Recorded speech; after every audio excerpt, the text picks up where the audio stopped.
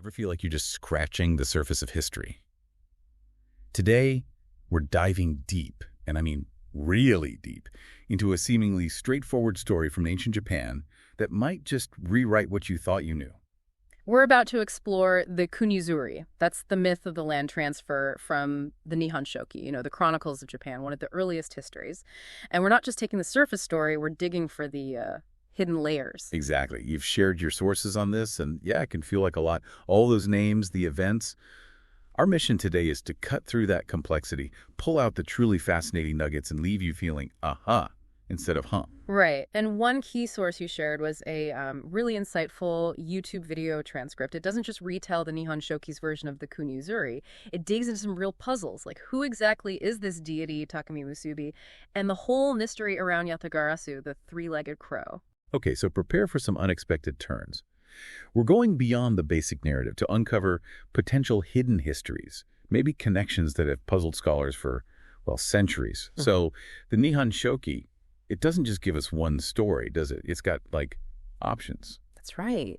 It's fascinating how the Nihon Shoki does this. It lays out multiple parallel accounts of the same events. It's not just, messy storytelling. It actually hints at different viewpoints and maybe hidden meanings tucked away in these versions, like looking at history through different camera lenses. And the kunizuri is a land transfer. That's a prime example where we see these different takes. Who are the main players we need to keep an eye on here? Definitely. We need to watch Takami Musubi, a really ancient deity who takes a very central role in the Nihon Shoki's version. Then there's Amaterasu, the sun goddess, of course, and Okuninushi, who's the ruler of the land, basically. Yeah. The whole story revolves around the heavenly gods wanting to, take charge down on Earth. Right. Now, you mentioned a key difference between the Nihon Shoki and the Kojiki, another really important text. Who actually kicks off this whole mission to pacify the land? That's a really great point. In the Kojiki, it's mainly Amaterasu giving the orders. But the Nihon Shoki, interestingly, gives Takami Musubi a much bigger role right at the start. This difference in who's calling the shots early on. It's a subtle clue, maybe hinting at different agendas or perspectives in how the story was recorded. Okay, so Takami Musubi wants this done. But it doesn't exactly go smoothly from the get-go, does it? There are some early attempts that kind of fizzle out. Exactly. The Nihon Shoki tells us about a couple of tries that don't quite work. First, they send Amenohiboko, but instead of conquering Okuninushi, he actually ends up submitting to him, settles right down there. Really? He just gives up? Pretty much. Then Amenohiboko's son gets sent, but he doesn't make any headway either, just stays silent on the whole thing. You'd think the folks upstairs would be getting a bit impatient. So who's next? Who do they try sending down? Here's where it gets really interesting. The next one they dispatch is Ameno Wakahiko. He's got the special heavenly bow and arrows, symbolizing his mission. He heads down. But I sense a but coming. He doesn't exactly stick to the plan, does he? Not even close. Ameno Wakahiko ends up marrying Okuninushi's daughter, Tatorihime. And get this, he stays in the earthly realm for 8 whole years, just hangs out. 8 years, wow. Yeah, seems like he got pretty comfortable, maybe even forgot about his original orders. The transcript we looked at even suggests he might have been thinking about setting up his own little kingdom down there. 8 years is definitely more than an extended vacation. How do the powers up in heaven react to this? They can't have been pleased. No, not pleased at all. Amaterasu and Takami Musubi are understandably annoyed, so they send a pheasant named Nakime as a messenger, just to find out what on earth is going on and tell him to get back to work. A messenger pheasant. You don't forget that detail. Uh-oh. This doesn't end well for the pheasant, does it? It really doesn't. According to the Nihon Shoki, Ameno Wakahiko, apparently egged on by an attendant named Ameno Segume, takes one of those very heavenly arrows he was given and shoots the messenger pheasant dead. Huh? Talk about shooting the messenger. Wow, okay. That's sending a clear message back, all right. But the arrow itself plays a role too, doesn't it? And there's a weird twist with his death. Yes, it's very strange. The arrow that killed Nakime flies right back up to heaven, basically tattling on him. Eventually, Ameno Wakahiko dies because of this whole affair. But during the mourning period, things get even stranger. A close friend of his, Ajisuke Takahikone, who's a local deity, comes to pay respects at the mourning hut. And this is the mistaken identity part. Exactly. Ameno Wakahiko's grieving parents see Ajisuke Takahikone and think he's alive. Yeah. Because they look incredibly similar. They get all emotional and grab onto him. Which, as the video transcript pointed out, would have been a big problem. Being mistaken for the dead, the impurity. Yeah. So Ajisuke Takahikone isn't happy about this. Not happy is an understatement. He's furious. Being mistaken for a dead guy, considered unclean. He draws his sword, kicks the mourning hut so hard it just collapses. Kicks the hut down. Kicks it so hard that the Nihon Shoki says it flies off and becomes Moya Mountain in Mino Province near the Ayumi River. A mourning hut becomes a mountain. That's some kick. And the transcript mentioned that we don't actually know where the Ayumi River or Moya Mountain are today, right? Which hence might be like symbolic, a code. Exactly. That geographical ambiguity is really suggestive. So, okay, after all these failed attempts and dramatic detours, who finally gets the job done? This time they send in the big guns. You could say that. They dispatch two very powerful deities, Takemikazushi and Futsunushi. These guys are often linked with warfare, sharp swords, getting things done. They arrive in Izumo and basically lay down the law. Okunanushi hand over the land. And Okunanushi doesn't just roll over and agree immediately, does he? He needs to consult someone. That's right. He says, basically, look, this is a huge deal. I need to talk to my son, Koto Shiranushi. Interestingly, the specific Nihon Shoki version we're focusing on doesn't mention him consulting his other son, Takemi Nakata, which is a big part of the Kojipi story. Right, another difference. And Koto Shiranushi isn't exactly waiting by the phone, is he? Where is he? Yeah, this is one of the weirdest parts. He's off fishing at a place called Mihonoseki in Izumo. Okay, fishing. Seems reasonable. To get his opinion, the messenger has to travel by boat all the way from Kumano, which is way over in Modern Prefecture, to Izumo in Shimane. Wait, from Kumano, by boat, to talk to his son, who's supposedly in Izumo, that seems incredibly inefficient. Doesn't it? The video transcript really flags this. Why the long sea journey if Izumo was the main territory? It makes you wonder if Koto Shiranushi, or perhaps Mihonoseki itself, wasn't quite where we assume it was, geographically or politically. That definitely makes you think there's more going on. Yeah. So what does Koto Shiranushi say when the messenger finally reaches him? He agrees to the surrender.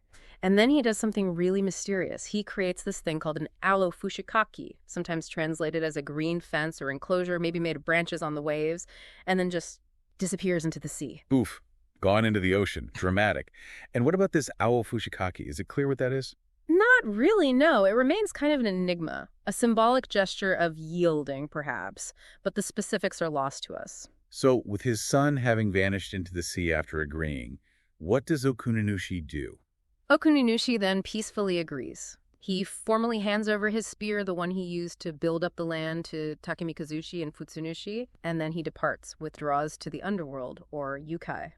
Okay, so in this Nihon Shoki account, it's a relatively peaceful handover in the end, especially compared to the Kojiki where there's more conflict, like with Takemi Nakata. Exactly. And the video transcript highlighted some other key differences too, didn't it? Yeah, like Oshi Homimi Amaterasu's son initially refusing to go down in the Kojiki that's not here. Right. And Ajisuki Takehikone's dramatic exit in the Kojiki, where he flies off like a bird, that's also missing from this specific Nihon Shoki version. Plus, in the Kojiki, Takemikazushi kind of acts alone when confronting Okunanushi, and the whole wrestling match with Takemi Nakata is omitted here. It really does feel like the Nihon Shoki might be presenting a cleaner, maybe more politically sanitized version of events sometimes. Okay, let's shift gears and unpack some of these key players, starting with Takemi Masubi. Why is he presented as this primary ancestor of the emperor in the Nihon Shoki? That seems different from the Kojiki's emphasis. It's a really significant difference. Both texts agree Takemi Masubi was one of the first gods, right up there with Eminama Nakanushi and Kami Masubi at the very beginning of creation. But they don't all play equal roles later on. Not at all. Eminama Nakanushi is basically just a name, doesn't do much in the myths. But Takemi Masubi, in the Nihon Shoki, he's super active. He's involved in heavenly decisions, in the lineage leading to the emperors. Very hands-on. So, if he's not always seen as the ultimate ancestor everywhere, what could this high status in the Nihon Shoki actually represent? Is he maybe standing in for someone or something else? That's the intriguing theory the video transcript explores. Takemi Masubi might represent a powerful historical figure, or maybe a top-level authority like a retired emperor or a powerful regent. Someone who was instrumental in supporting and legitimizing the Amaterasu lineage, the one leading to the emperors. So less of a purely mythical figure and more like a representation of real political backing for the imperial line. Interesting. How does that compare with the other creator deity Kamimusubi? Well, Kamimusubi seems to operate in a different sphere. She's much more prominent in the Kojiki and often associated with the Izumo deities. Remember, she helps bring Okunanushi back to life in one story, and crucially, she features prominently in the Izumo no Kuni Fudoki. That's the ancient record, specifically about the Izumo region. There, she's portrayed as this powerful mother goddess figure, really tied to the Izumo lineage. And Takamimusubi's role in that Izumo record? He's nowhere to be seen. Completely absent from the Izumo no Kuni Fudoki, which kind of strengthens this idea of two distinct spheres of influence, maybe two different ancestral traditions being represented by these two deities. That split seems really significant. Okay, digging deeper into Takamimusubi, the transcript mentioned his daughter. She marries Amaterasu's son, Oshihomimi, and their kid is Ninigi, who's key to the Imperial line. What's the deal with her name? This is a huge clue. The element hata is the key. The Nihon Shoki, in its various parallel accounts, gives her several names: Takahata Hime, Yorozu Hata Hime no Mikoto, Hata Jichihime, Amataka Hata Hime. Lots of names, but Hata keeps popping up. Exactly. Hata, written with the character hat, meaning a flag or banner. Hata. Hang on, that rings a bell. Wasn't there a group called the Hata clan? Immigrants who were pretty important? Bingo! That's the connection. The Hata clan were this influential, probably quite wealthy group of immigrants who arrived in Japan during the Kofun period. That's roughly 3rd to 7th centuries AD. They brought all sorts of advanced skills: sake brewing, weaving with silkworms, major construction projects. They had a big impact. Okay, definitely significant. Do we know what Hata itself means? Where the name came from? Well, there are theories. One is that they claimed descent from Qin Shi Huang, the first Chinese emperor. Another links it to an old word for the sea. And maybe the simplest one, given their skills, is that it just relates to loom or weaving. Weaving makes sense. Yeah. And his daughter's name, Takahata Hime. Didn't the transcript say that means something like princess of many cloths? Precisely. That name seems like a direct nod to the Hata clan's expertise in textiles, which leads to this really fascinating hypothesis. Could Takamimusubi actually be the ancestral deity, or maybe a symbolic representation of the Hata clan? Whoa. Okay, that's a big idea. But the timing feels off, right? The myths are supposed to be way, way earlier than the Kofun period when the Hata arrived. You've hit the nail on the head. That's the immediate problem with that theory, if you take the traditional mythical timeline literally. The Kofun period is centuries later than when these events are usually placed. But we've talked before about how the timelines in the Kojiki and Nihon Shoki might not be, strict history, that they might have been stretched or manipulated. Exactly. The video transcript brings this up, the idea that the chronology in these chronicles might be more flexible, maybe constructed for political reasons. If you allow for that possibility, the connection between the Hata clan and Takamimusubi starts to look more plausible. And wasn't there something about a name written like Tsukiyomi but pronounced differently, maybe linking to a Hata leader? Yes, another intriguing breadcrumb. In one account, a name written like the moon god Tsukiyomi is apparently pronounced Kikimimi, meaning listening ear, which some researchers connect to Yuzuki no Kimi, a known figure associated with the Hata clan's arrival legend. It's another hint pointing towards these hidden connections. Plus, there's the theory that the Hata might have had links with Izumo even before the rise of the main Yamato imperial line. Okay, so if we put these pieces together, Takamimusubi representing the Hata, supporting the imperial line, maybe through strategic marriages like his daughter, and Kamimusubi representing the older Izumo power base. Is that the revised picture? That's essentially the interpretation the video transcript puts forward. Takamimusubi as the ancestral figurehead for the Hata who allied with and bolstered the imperial lineage, and Kamimusubi as the goddess deeply rooted in the Izumo tradition, the one prominent in their local records. And the fact that Koto Shiranushi's daughter later marries Emperor Jimmu, that just adds to the sense that these timelines might be compressed, that the Izumo legends and the Yamato founding story might be happening closer together, making space for a group like the Hata, represented by Takamimusubi, to be involved. Exactly. It paints a picture of a much more complex interplay of different power groups and lineages, maybe closer together in time than the official chronicles suggest. Which brings us nicely back to Koto Shiranushi and his connection to Yatagarasu. Right, the three-legged crow. The transcript mentioned this recurring theory. Koto Shiranushi is Yatagarasu. And also, maybe the same figure as Ajisuki Takahikone. That's packing a lot into one identity. It is, but let's look at the clues again. The Nihon Shoki shows Koto Shiranushi doing odd things. Fishing somewhere specific but maybe obscure, then just vanishing into the sea. Not exactly typical behavior for a prince during a major handover of power. And that boat trip, sending a messenger all the way from Kumano to Izumo to find him, still feels weird if Izumo was his home turf. Exactly. The video transcript really hammers this point. Why the long trip? It implies Kodo Shiranushi's main base of operations, or maybe the location of Mihonoseki itself, wasn't necessarily smack dab in the middle of Izumo as we think of it today. Okay, so if not Izumo, then where? Does the Izumo no Kunifudoki help here? It absolutely does. Remember, that's the local Izumo record. It has this fascinating creation myth, the kunibiki, or land-pulling story. A deity basically stitches Izumo together by pulling land from other places. Land pulling, like literally. Probably metaphorically, representing alliances or conquests. But the key thing is where the land comes from. Pieces are pulled from Silla in Korea and crucially from Koshi. That's the Hokuriku region on the northwest coast of Japan. Koshi. Okay, and how does that relate to Mihonoseki? Here's the kicker. The Fudoki says the land pulled from Koshi became Mihonoseki, the very place Kodo Shiranushi was fishing. Whoa. So according to Izumo's own records, Mihonoseki was originally part of Koshi. That's the strong implication, which suggests that when Koto Shiranushi was there, he might have been operating within the sphere of influence of Koshi, not necessarily Izumo proper. Koshi. That's the region known for jade, right? Facing the continent. So this land stitching could be about political unions, marriages between powerful families in Izumo and Koshi. That's the interpretation offered in the transcript, and it fits really well. The Kunibiki legend as a metaphor for political alliances, likely cemented by marriage.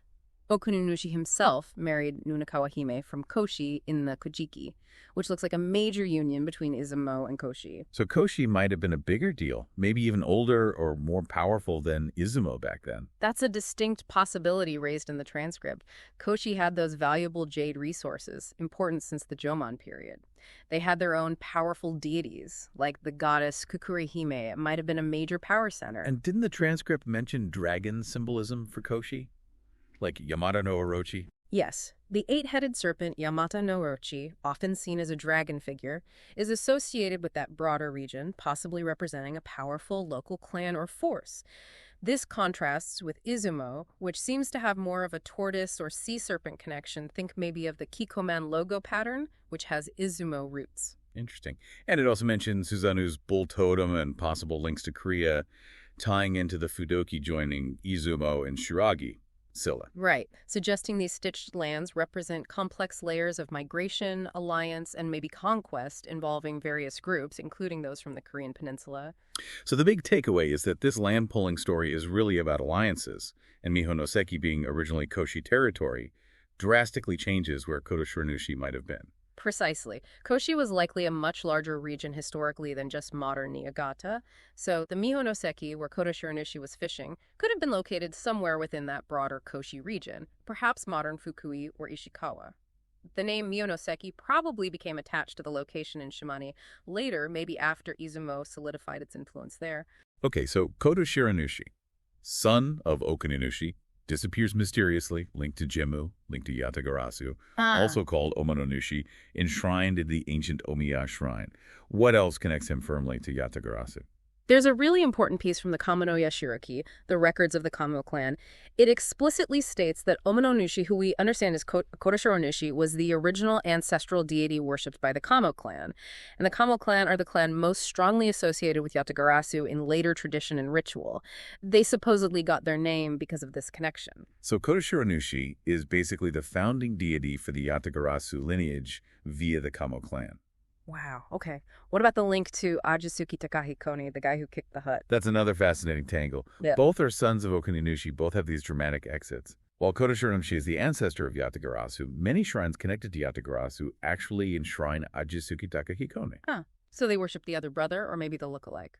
It strongly reinforces the theory that they might be the same figure, or different aspects of the same entity, or at least very closely linked figures within the same lineage or tradition. The lines are blurry. So back to the boat trip from Kumano. If Kumano was a Yatagarasu stronghold? Then sending a boat from Kumano to contact Kodo Shiranushi, a key figure in that Yatagarasu network, makes perfect sense. Even if he was currently over near Koshi, not Izumo, they were contacting their guy. And the transcript traced a possible route, right? From Kumano up towards Koshi, following rivers like the Ibi and Nagara, passing Kamo shrines. and suggesting the Nagro might be the ancient Ayumi River where Ajisukitaka Hikone was. Exactly. It lays out a potential Yatagarasu corridor. And finding place names like Miho up around Fukui in ancient Koshi territory fits this picture. Even local legends there about long-limbed giants, Tenaga and Ashinaga, are sometimes linked to ancient Izumo people possibly residing in Koshi. What about Oshima Island, the God's Island off Shimane? Another piece.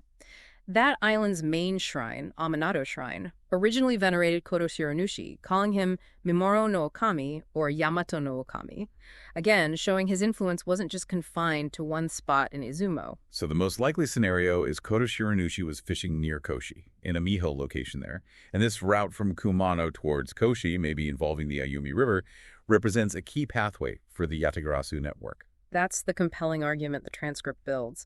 The Nihon Shoki, perhaps intentionally, encodes these movements and the strong connection of the Yatagarasu lineage through figures like Kodo Shiranushi Ajisukitaka Hikone to the Koshi region. He was a major player there. And his later alliance with Emperor Jimmu, marrying his daughter Himedataru Suzuhime, that just shows his political skill, moving between these different power centers. Absolutely. He was clearly a savvy operator. Even in the Kojiki, Okunanushi trusts his judgment completely during the land transfer negotiations. It paints him as this leader of a powerful lineage, spreading influence, maybe becoming a sort of crucial background figure, a shadow emperor almost, behind the early Yamato court. That's the picture that emerges, a figure weaving connections across Japan, far more influential and geographically widespread than a simple reading might suggest. Wow, okay, this deep dive has really peeled back some layers. The Nihon Shoki's Kunyuzuri myth is definitely not just a straightforward story. Not at all.